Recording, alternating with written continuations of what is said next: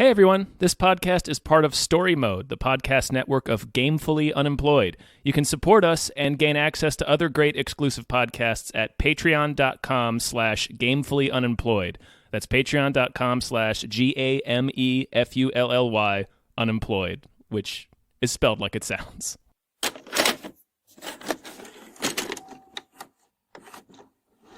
Hi everybody. Hello everyone. My name is David Bell. I'm Tom Ryman. And we just watched the Spider-Man is Far From Home.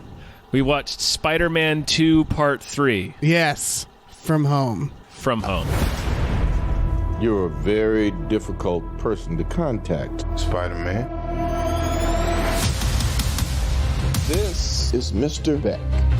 We could have used someone like you on my world. Your world? Beck is from Earth, just not ours. The snap to our hole in our dimension. You're saying there's a multiverse? We have a job to do, and you're coming with us. We didn't watch it from home. We had to go to the theater. No, yeah. So, all right. What did you think of Spider-Man Far From Home?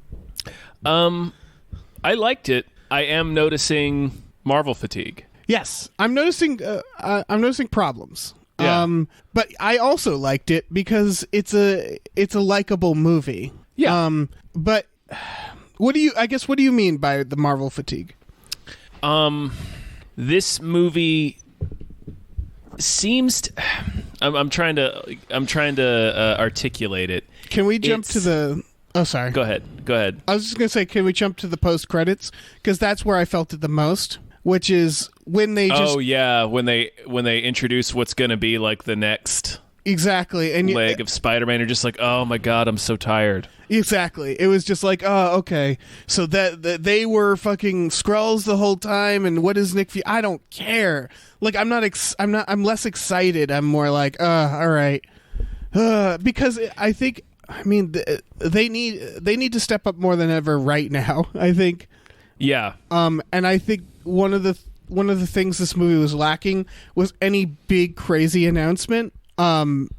Yeah, I was really expecting a Sinister Six tease, which might be what that mid-credit scene bit with J.K. Simmons coming back as Jameson. That was the best part of this movie. Which is the best, yeah. And he's playing Jameson from the PS4 Spider-Man game, where he's just this nutty Alex Jones type who just has his own InfoWars style radio show that he just rants and screams about Spider-Man on. Yeah, that last scene, I was like, wait, are we in the game? And I guess we are. Like when he's taking selfies while swinging and stuff, that just felt like it was the game. You see his anti-Ock costume in the holographic overlay when he's building his suit in the ship. Yeah. You also see his Spider-Man his default costume in Into the Spider-Verse. Oh yeah, okay. That's fine. Yeah, it's fine. Yeah, there was something about, I mean, I really liked it. Gyllenhaal fucking kills it in this movie. Yeah, Gyllenhaal kills it. Of course he does. Yeah. Of course he does. Like it was so funny, like coming into the movie, knowing who Mysterio is, that the character is he's the master of illusion, so he's all about tricking the bejesus out of people. It was funny watching the build up to that because Gyllenhaal's playing like such a kindly mentor character, and I'm like, I fucking know he's up to something. Right. I do think even if you were familiar with that character, you're watching the film, and I'm thinking like, okay, these elementals they've barely established as villains. Mm-hmm. And so it's just like, yeah, it's got to be Jake Gyllenhaal. Like I've seen enough Marvel movies to know, like, okay, the famous actor is going to be the villain. That's just how it is every single time. Yeah. And I'm not saying it's just. I know. My point is that he's very kind of restrained, and then as soon as the turn happens, he's just full blown Gyllenhaal. Yes, and I appreciated that. Yeah, I was like, oh, this is why they cast him. I will say, there's a couple moments of this movie that I was just like, this is bad writing. And his turn is kind of one of those scenes which kind of, I mean, I still really liked him, but it's when he turns in the bar and then does an entire monologue explaining what happened to the people who was involved in it. Yep. And I was like, this is bad writing. Like you couldn't think of a way to do this organically, so you just have the villain do a monologue. That was some of the parts where I was like, This feels like, I mean, it's similar writer. It's the same writers to other Marvel movies. They're not bad writers, but there was a couple moments where I was just like, this feels beneath Marvel.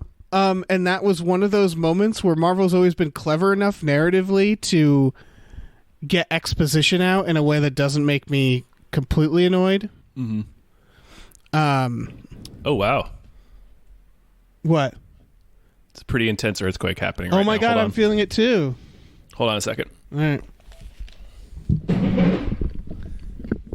Wow, for the people on the podcast, we're feeling an earthquake right now.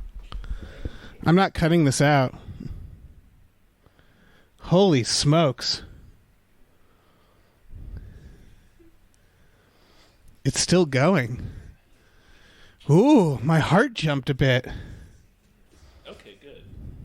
Woo. Tom, should I cut this out? I don't want to cut this out. That was great. That was pretty intense, yeah. Yeah, my fucking heart's beating. I'm not gonna cut it out. That was a big earthquake, you guys.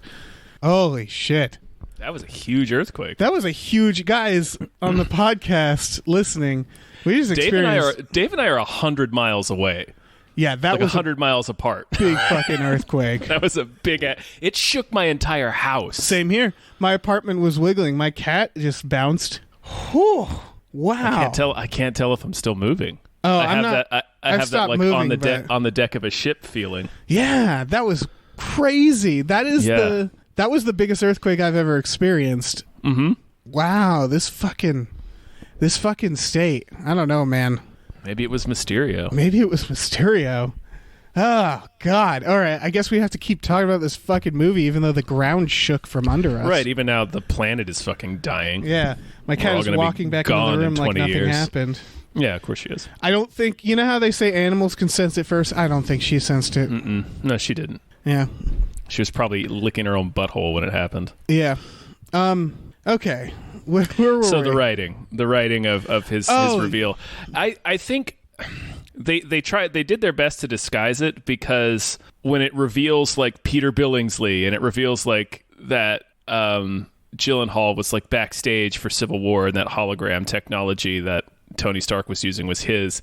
It does it in this intentionally campy, cheesy way, you know, where it freeze frames and zooms in on them.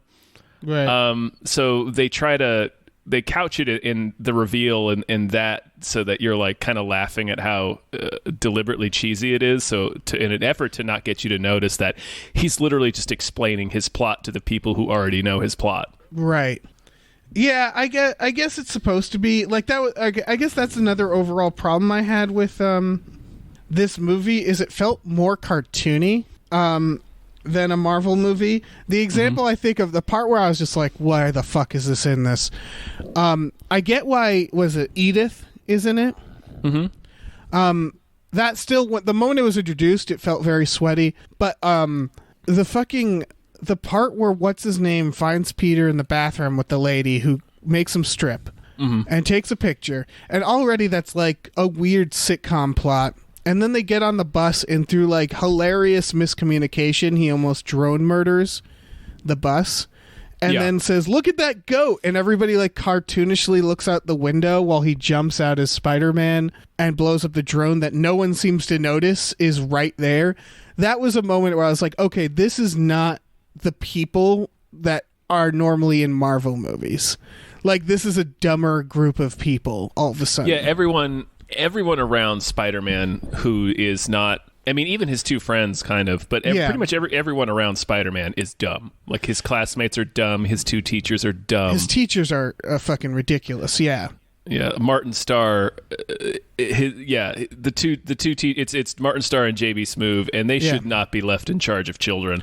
No. And like no one's doing a bad job, but it feels like the first Spider-Man was kind of funny, but like they didn't, Marvel's always been funny for the most part in a way that isn't like cartoonishly stupid like this. But this, I feel like it just got over the top in this one. They went too far with like the buffoonery of especially the teachers. The one who's like into witchcraft for some reason. Like Well, I mean, I get that joke because it's a joke we make a lot. Like, what would you do as a scientist that's if, true. like, Thor and aliens and magic were suddenly all real? So he's just like, fuck it, it's all witchcraft. Right. Yeah, I don't know. It just there was something, I don't know. I'd have to watch it again to really pinpoint it, but overall it just felt like the writing was a little sillier Yeah. than normal. Nick Fury, which I know there's an explanation for, sort of, but Nick Fury is like unreasonably hard on Spider-Man about him not helping out. Like he's yelling at him about it, and it's like he's a fucking kid. And I know they sort of throw it away at the end by being like, it's not Nick Fury. But that kind of bugged me even more, because then it's like, oh, I guess nothing he did matters as his character in this. And then, like... Yeah, that was a strange reveal that both he and Maria Hill were Skrulls. Yeah. That they're just doing work for Nick Fury. Like, I don't know. That was fun, but it was weird. The whole thing was kind of weird. Like, why did they set it in Europe in that setting of him, like, going around like that? I mean, don't know. It worked all right, but it was a weird idea. And I think one thing I do appreciate is that we're 2 movies in, and only finally at the end of this movie do we actually see Spider-Man swinging around New York. Which is kind of neat, but I'm not sure if that was the right idea or not. I don't know. It's I think if they make a third one, I think they should actually put him in New York finally, though. Yeah, it would. Yeah, I would like for the third one to be him fighting the Sinister Six. Yeah. We've already got 3 of them. You know, you got Michael Keaton, you got the Vulture, you got Scorpion, and you got Mysterio. Right. Wait, where's Scorpion? Scorpion is the guy in the first one that's buying guns from the Vulture. He has a scorpion tattoo on, I think, his face. Yeah.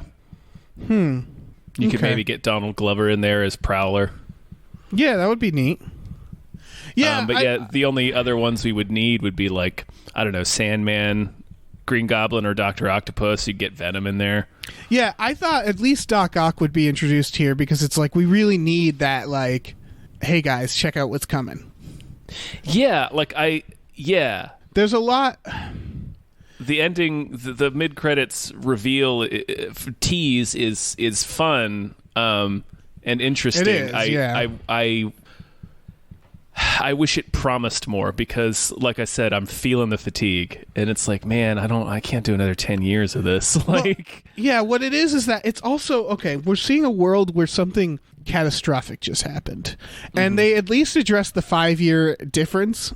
I appreciated that, and I had a feeling they would, because, you know, if you're writing this movie, you're thinking about those things. But it's sort of just a background thing that this happened, that Endgame happened, and that Tony Stark is dead, and that a lot of the Avengers are dead, and what are we gonna do? And, like, everybody's just sort of like, yeah, let's go on vacation. Everything, the world's completely back to normal. Like, oh yeah, and these people are dead. But, like, something extremely huge has happened. Like I think of, like, the world a few years after 9/11 and what that world was like. yeah. And even that event, like, it resonated with people for a really long time. People's attitudes were different.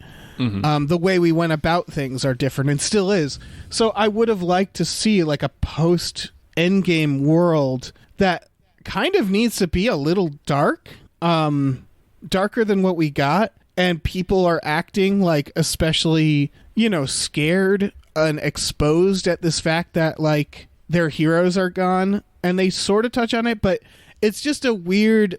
It's that Marvel thing that they do, where, like, it was the same problem with Ant-Man and the Wasp, where they're like, the snap happens, and then they're like, anyway, here's a fun adventure with Ant-Man, and it's like, I don't care. I don't care about his fun adventure. Something big happened in your universe. Like, Yeah, well, his that movie is technically pre-snap. I know, but, like, yeah, in the terms of Marvel When we saw presenting it, it to us, it's just like the biggest fucking thing happened, and they're kind of trying to, like, move on very quickly and tease things that don't. Yeah, they really needed a big sell here, and I don't think they did it. I don't think so either. Yeah. That said, there was a lot of stuff I liked. I really liked this as kind of a sci-fi movie. I liked the drone system. Yeah, it's neat how they updated Mysterio. Yeah. Because I honestly knowing what his whole deal is. Obviously, I'm suspicious from the first trailer, and then watching it, I still couldn't figure. I didn't figure out how he was doing it until they revealed it, which is maybe dumb on my part because they introduced drones early in the film. Right, I didn't think of it either. So it's like, how is he doing this? I know he's just being Syndrome right now from The Incredibles. Well, that was yeah. Yeah, how the fuck is he doing it? And I like how they updated him with the drone stuff, and then it was really cool to see because he's kind of Mysterio's almost kind of like a punchline villain. Yeah, and he's kind of funny in this too, but they make him a threat.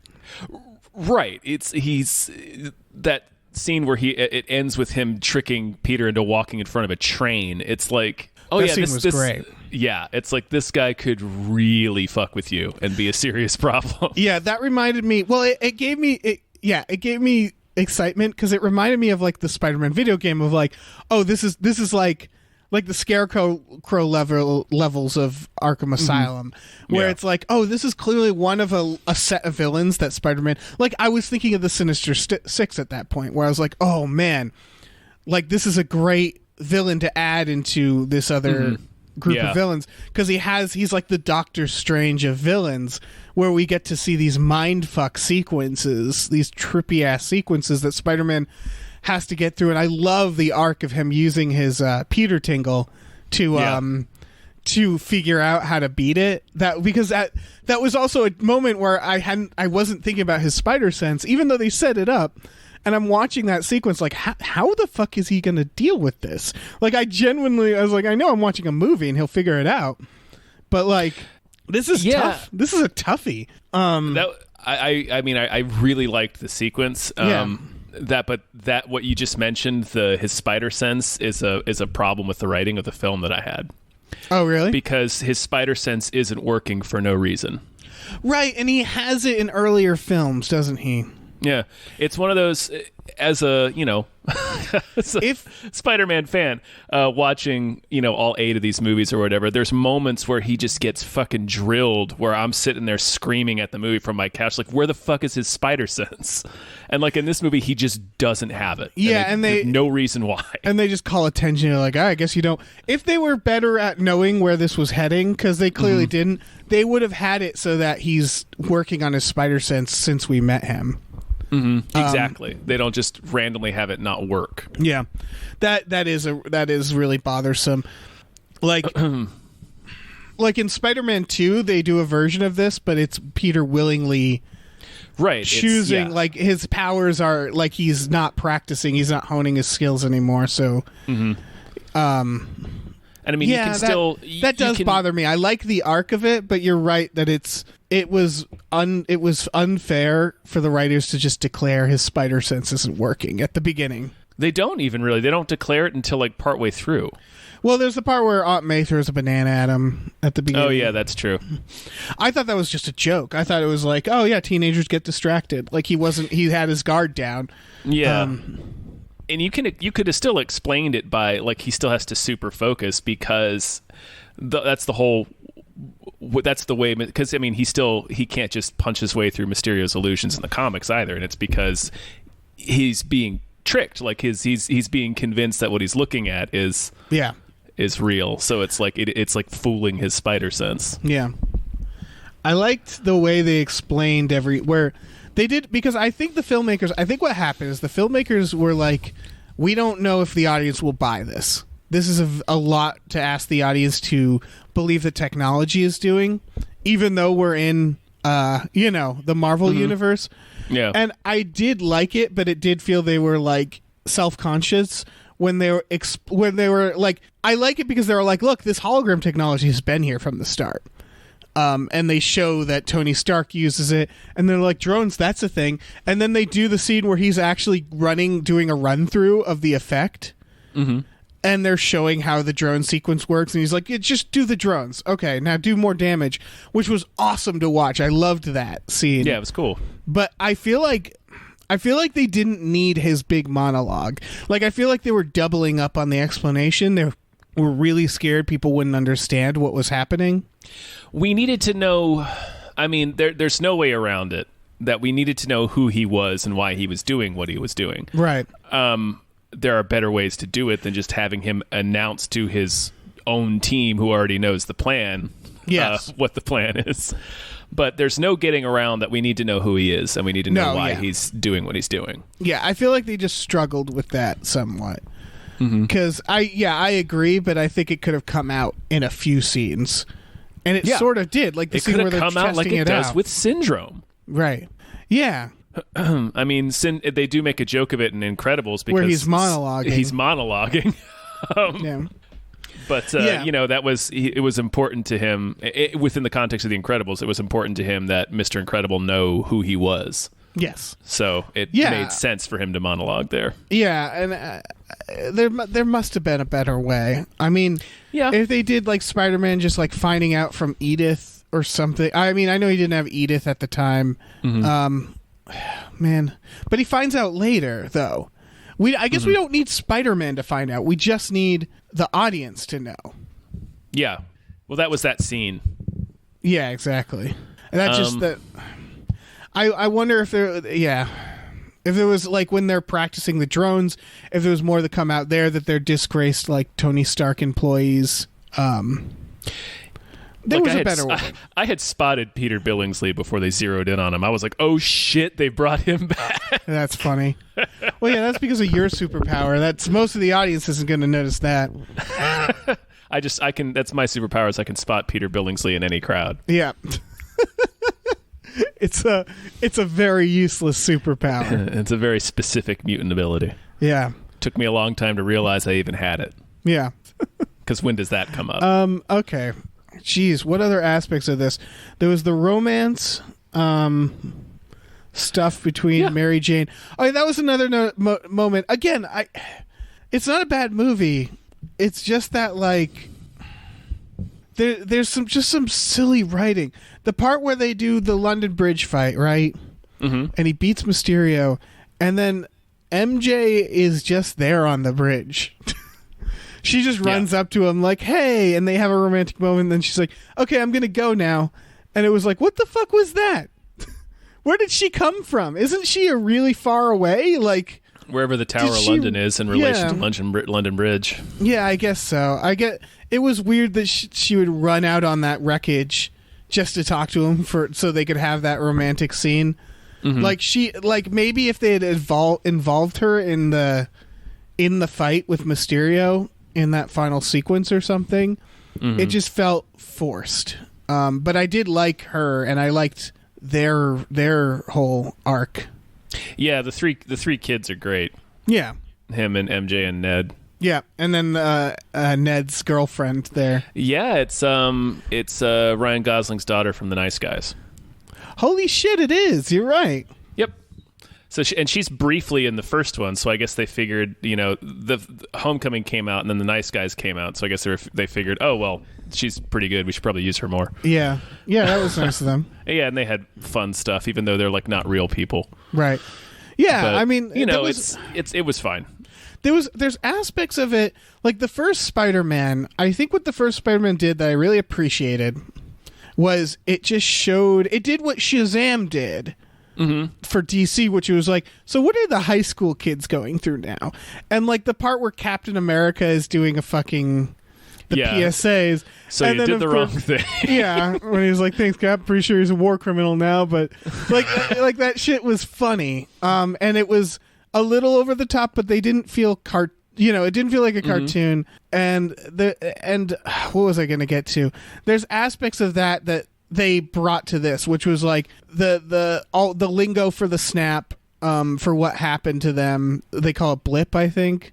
Yeah, they call it the blip. And they say people like blipped up, which was like the idea that I liked that dynamic that there's characters like classmates that are suddenly like old and mature that they just saw, which was like a great idea. I didn't mind them making it kind of funny, the snap, because I know that's what Marvel's all about, is they treated it seriously for long enough, and then I like the part where they show the snap and then they show the blip and everybody just like shows back up.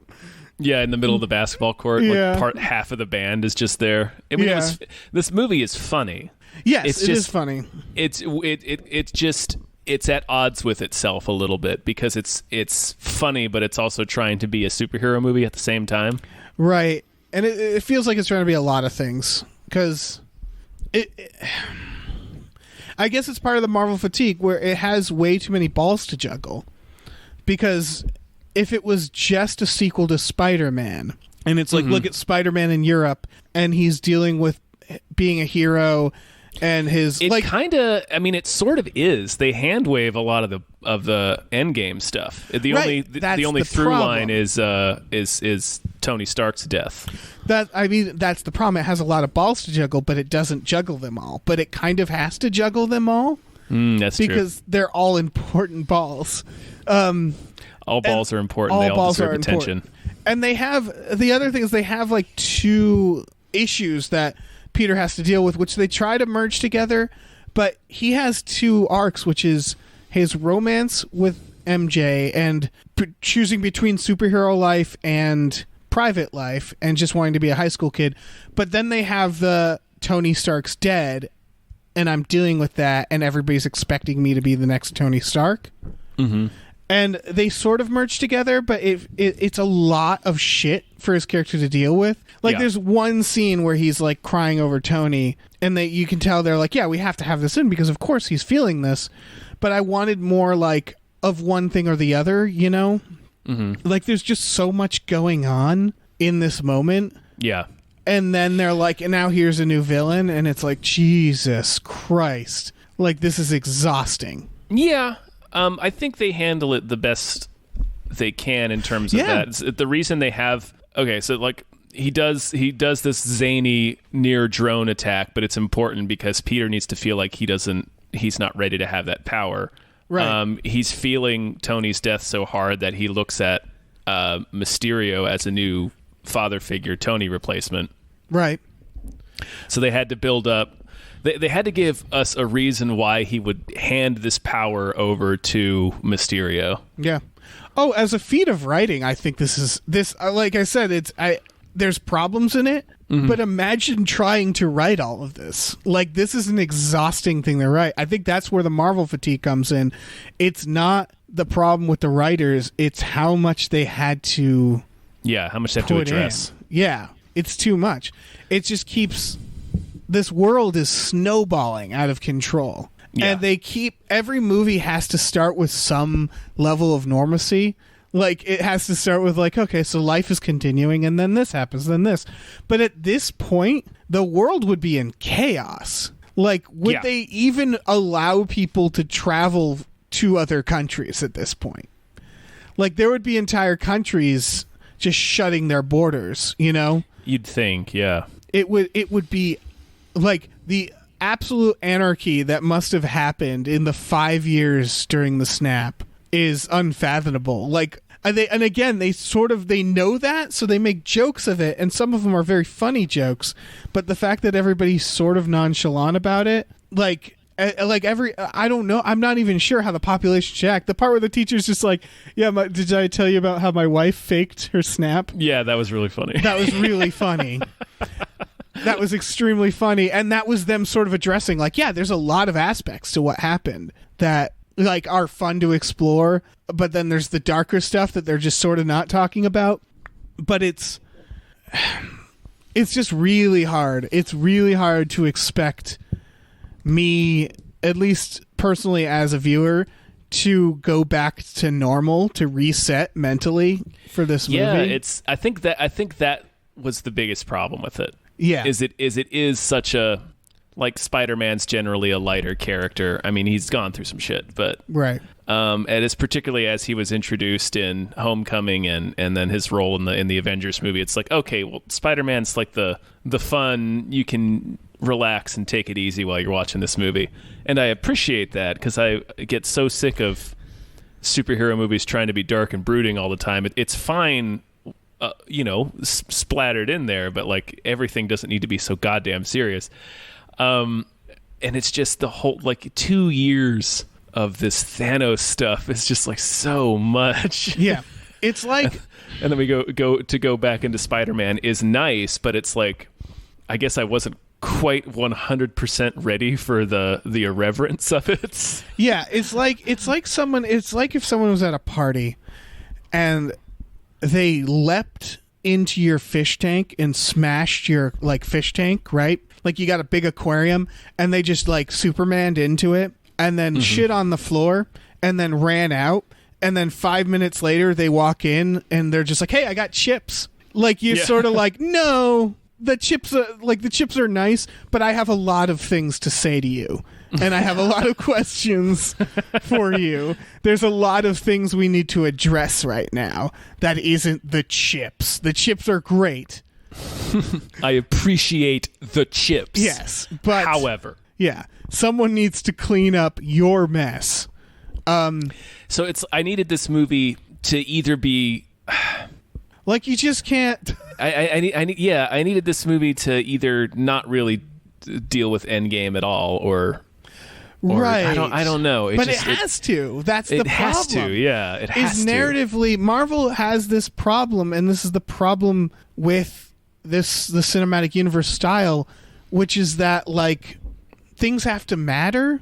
And like when you're writing like an episodic 90s TV show, you could have it so that, you know, the Enterprise would go into another dimension one week, and then the next week they would just be totally normal, like nothing's wrong. But the joke was always, oh, but these people would be unreal, like these people would be traumatized. Yeah. And that's why I think that style of TV show has kind of gone away slowly, because we've realized that, and we look back at that stuff of like, this isn't real enough. This is jokey. This is kind of like something we're laughing at. Our viewing habits have changed too. Yeah. Like I go back and watch Star Trek. Streaming and binge watching has a lot to do with that. Right. But I guess my point is that with a movie style like this, I think James Bond, I think Die Hard, where it's like the joke, it's kind of the joke where they take themselves seriously, but you're kind of laughing at it, which is like, this is so ridiculous that like narratively that things just keep resetting every time. And that's why those movies were traditionally like just fun action films, you know? Mm-hmm. But it's like the equivalent of John McClane watching his whole family get murdered, and then in the next movie they go back to normal. That's when you would be like, okay, you're breaking this because like you've given me too much for the character to ignore it in the next movie. And that's how it feels like, is they're trying to be episodic. They're trying to get that, because they're a cinematic universe, but there has to be like 20 of them. Mm-hmm. So it has to keep like resetting narratively, but they've gone too far at this point. Yeah. It's the Hobbit problem. It's you want me to care about the Hobbit? You just I'm not going to care about the Hobbit. I wouldn't classify this with The Hobbit. Well, The Hobbit's a bad movie, but you know what I mean, where The Hobbit, it was that thing where it's like, here's the fate of Middle-earth in this epic adventure. Yeah, we've already seen like 9 hours of the epic fate of Middle-earth. Right. I don't need to see 9 more hours about what happened before that. Like, yeah, when they're like, here's a bunch of people singing and washing dishes, and I'm like, fuck you.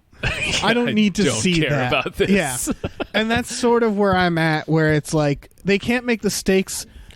I think that was one of the problems with this. They tried to make it a big villain, which it was great. It was great looking. But maybe they needed like more of an Iron Man 3 situation, more of a PTSD story, more of a smaller scale, where it's more of a character, like where the conflict is more character based. Like that's the thing. They do a mix of that. Yeah, like I wish it had factored more into the finale, because in that middle section when he figures out that Mysterio's tricked him and he goes to where he thinks is Nick Fury, but it's actually just a huge illusion. And that's a very personal exchange, because Spider-Man is like, I trusted you. Like I was like he was attaching his new dad feelings to Mysterio, and the Mysterio betrayed him. So it's like it's you have that mixed in there with just all the mind fuckery. It was like very localized. Like it feels like huge, because you're seeing these crazy like Doctor Strange level illusions, but it's all just localized on Spider-Man. It's all just fucking with Spider-Man. Right? Yeah, that's true. I wish more of that had played into the finale. Yeah. The finale felt weirdly impersonal. Yeah. Even though right. like Peter's like sad, like he's crying when Mysterio is dead, or at least appears to be dead. Right, yeah. I don't know if I trust that.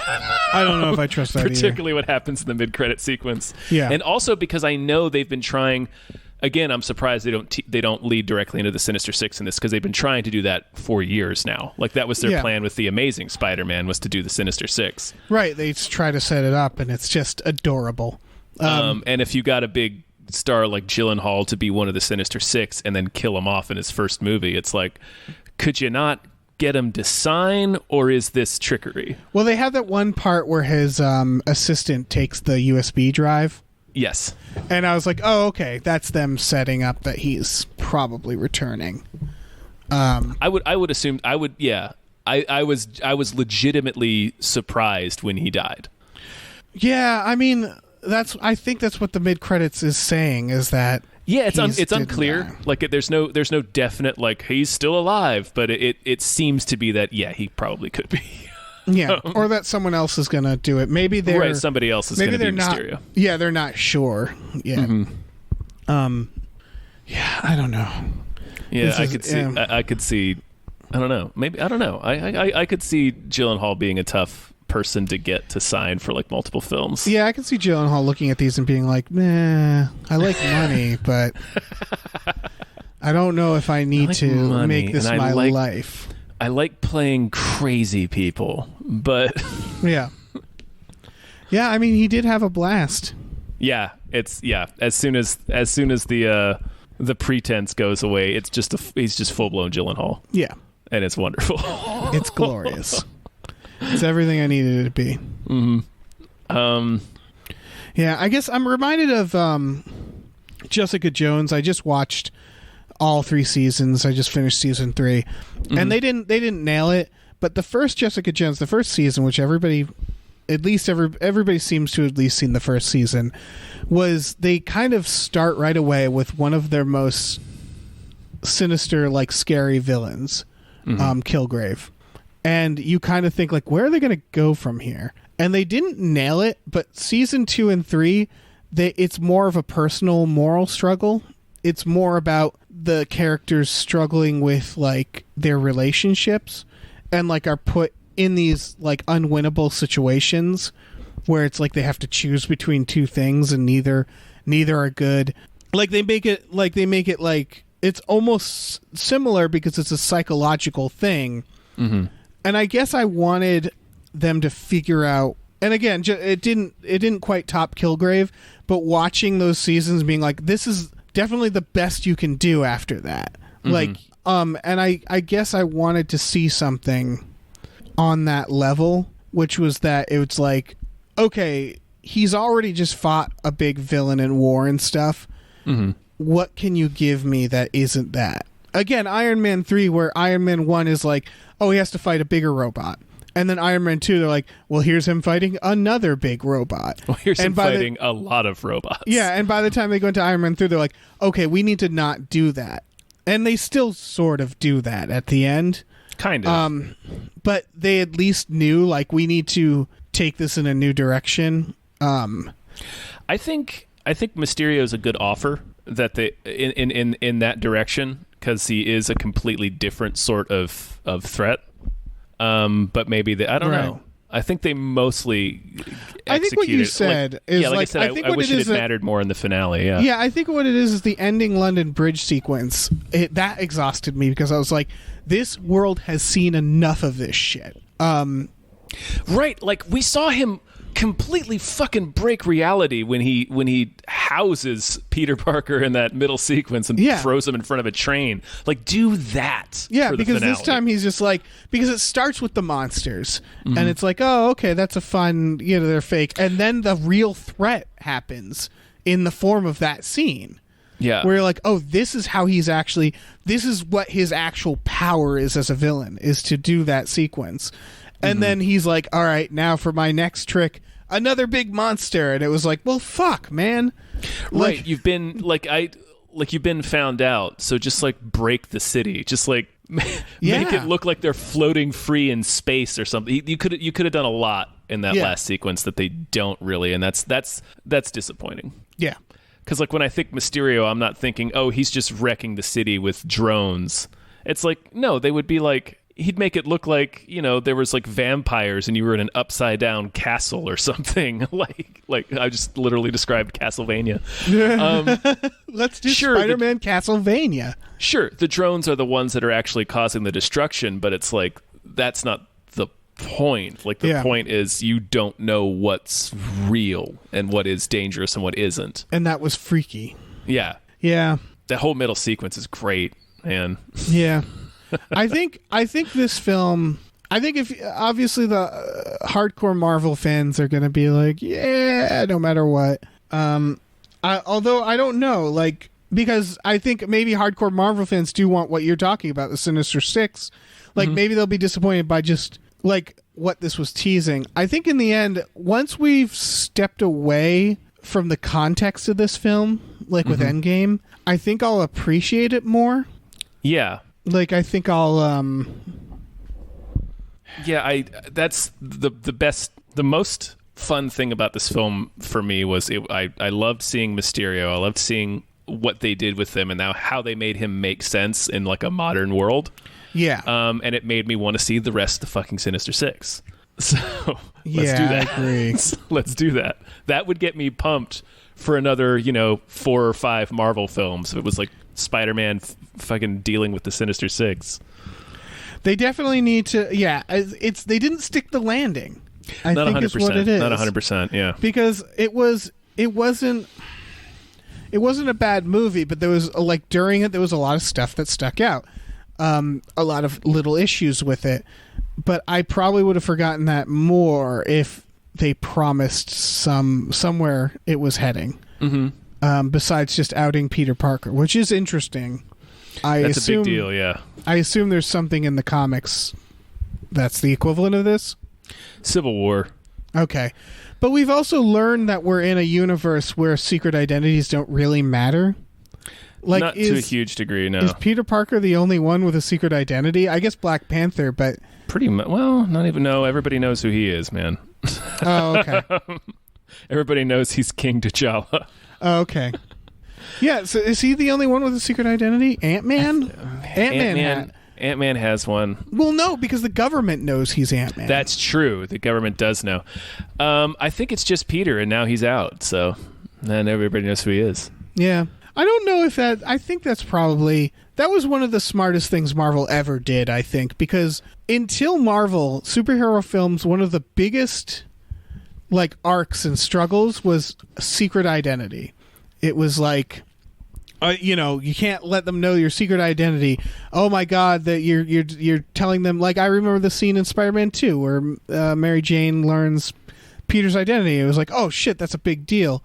Mm-hmm. And Marvel was like, that was such a regular tradition in superhero movies that it was probably one of the smartest, coolest things they did was fucking the end of Iron Man. End of Iron Man, where he just tells everybody. Yeah, and that was cool. For a lot of reasons. One, just because it was awesome, but also like that's Iron Man. Like his identity has been public in the comics for as long as I can remember, probably since he was created. So it's just because like, yeah, I'm Iron Man. What are you gonna do about it? Yeah, I did like how they. It's weird because part of me wants these moments to be a bigger deal, but I like that the way when he's talking to MJ and he denies it and then he learns something, he's like, okay, I'm Spider-Man. We got to go do this thing. Like, right. I like that. Like, all right, fine, fuck it. I'm Spider-Man. We got to. Yeah. Well, there's a bigger problem right now. Yeah. And I do like that. Like they get over it really quickly. Yeah. It's this. I mean, we're critiquing this movie because I think it's our job, and that's the whole point of this podcast. Sure. This movie is not bad. No, I had a lot of fun watching this movie. Yeah, I think I enjoyed this movie. If we're talking about without taking away the context of the Endgame stuff, which I think is important because I think it's that sort of thing where we're still in the aftershock of freaking a literal earthquake, and also Endgame, because that's a lot, man. Yeah, and I think it says something disappointing about movies in general, where the biggest blockbuster series like I've said this in previous ones too about Ant-Man and stuff, where like I don't know if I should care about characters, because my favorite movies are the ones where I'm worried about the characters and I'm not sure what's going to happen to them, and like emotionally it's complex. And like Endgame was one of the only times where I was like, I think, all right, people are going to actually die, but for the most part it's all kind of a cartoon. And this movie, I think this movie is the thing that points it out the most to me, when it is a big event and then they just sort of reset.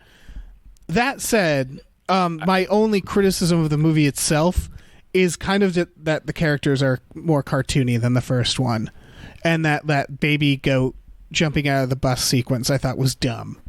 Like, as a movie without that context of Endgame, this is a fun movie. It has a few moments that I was like, eh. But yeah. What were you going to say? I don't know. I'm sorry. I remember what I was going to say.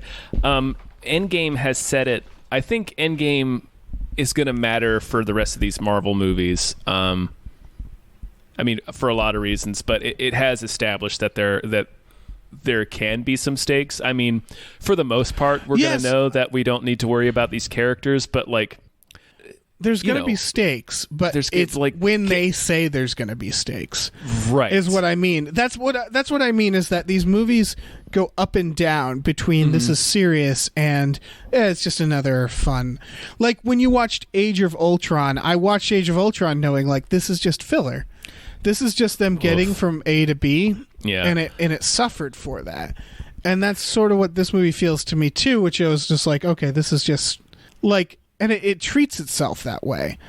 There's ways you can do it though. Like the only good thing about Ultron is that it led into Civil War, and Civil War has arguably the best finale of any of the superhero movies. Yeah, it's great. Because it is just a personal conflict between these two characters that you fucking love. Yeah, that was great.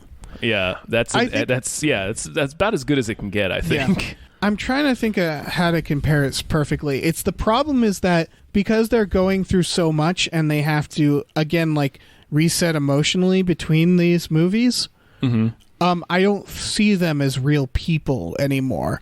They're becoming more and more farther from a real person, which again is why I think Iron Man 3, I keep referencing it as one of my favorites, because they show Tony have PTSD after Avengers. And I loved that because it was like, yeah, that shit's gonna take a while. Like, you went to space.